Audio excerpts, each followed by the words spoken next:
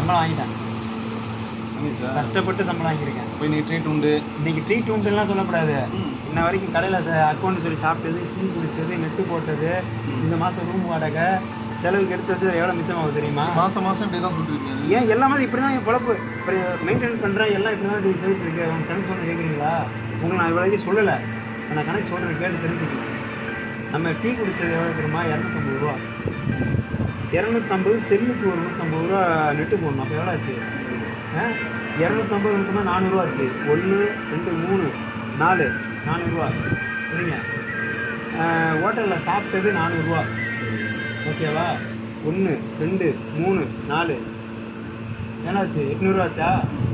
திரும்ப நம்ம இது இருக்குது பாருங்க, டீ பேரண்ட்டை சொல்லிட்டேன்னா, ரூமுக்கு இந்த மாதம் வாடகை 300 ரூபா. 1 2 3 புரியுங்க.